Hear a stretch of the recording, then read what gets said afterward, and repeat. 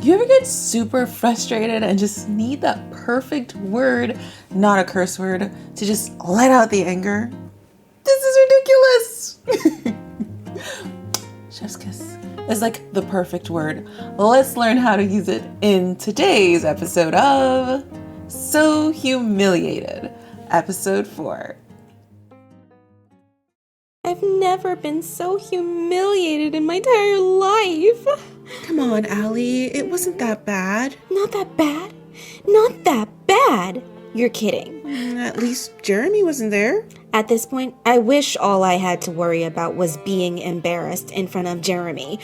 Instead, I'm stuck with this disaster. Okay. So you spilled a little juice on the company's CEO. A little? I dumped an entire glass full on Jordan. Twice! What kind of blockhead does that? You're not a blockhead. You were just frazzled. It happens to the best of us. It was an honest mistake. No, doing something stupid once is a mistake. But twice, Brielle? Ugh, that's ridiculous. I will never live this down. Not true. People are like goldfish. They've got a memory of like 2 seconds. Before you know it, the whole thing will blow over. I'm not so sure. Our supervisor's face turned into a tomato when he saw what I'd done. He looked like he was ready to bite my head off. All right, let's jump into episode 4. Are you ready? I am. Let's break down these words, and don't forget your daily practice at the end of this video where you're gonna get some words and topics to practice for a week or more if you want. It really is the best way to get these words into your active vocabulary. Now, let's jump to past Sneaky wearing different clothes and telling us how ridiculous things are. Allie is like, it was not an honest mistake. Allie says, no, doing something stupid once is a mistake, but twice, Brielle, that's ridiculous. I will never live this down. So she uses a really great word, ridiculous. This is one of my favorite words to use. This is ridiculous. My boss actually uses that word a lot. She says, this is ridiculous. It's so funny. But it's a very good word to mean something that's unbelievable in a bad way. So for instance, I was on this call with the company for 3 hours. It was ridiculous. Usually you're upset about something ridiculous. Or something like, do you know that she takes 2 hours to get to her classes every day? That's ridiculous. Or, do you know my boss made me work 80 hours last week? That's ridiculous. Something like that. Thank God my boss doesn't make me work 80 hours a week.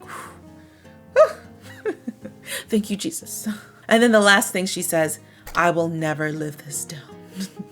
This is like so dramatic. It's so like exaggerative. She's exaggerating of how bad this is. Meaning it means people will never let me forget. People will always remember and tease me. I will never live this down. This is a set phrase. You should just like say it like that. You can't really change it up. So like, for example, I fell in front of everyone. I will never live this down. But of course people forget, which is what Brielle says. So Brielle says, not true. People are like goldfish. They've got a memory of like 2 seconds. Before you know it, the whole thing will blow over. So the opposite of not living something down is things blow over, right?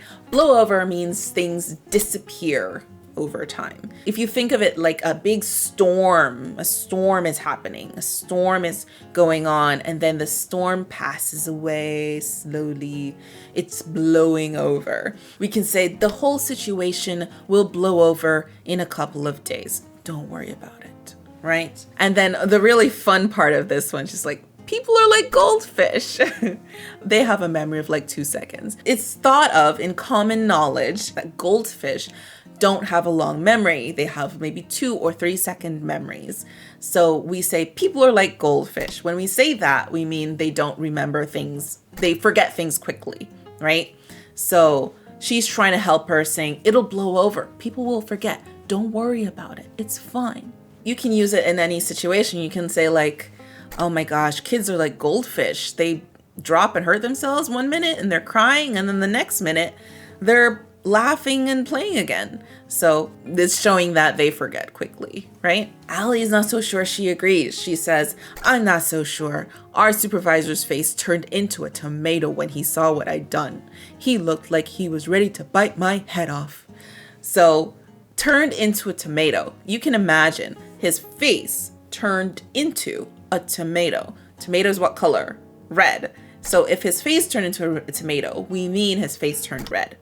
And it could be red from embarrassment. Maybe he's embarrassed for her, or he's embarrassed for the CEO, or maybe he's just really, really angry. Which one do you think it is? Can you guess before I tell you? I'm about to tell you. Allie tells us if it's embarrassment or anger. She says, he looked like he was ready to bite my head off.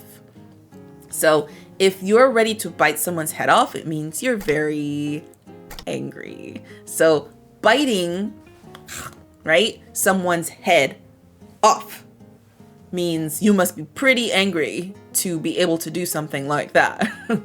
It just means someone's very angry. They're going to bite my head off. So sometimes we use it like the way someone's talking to you. So maybe they're talking very angrily at you.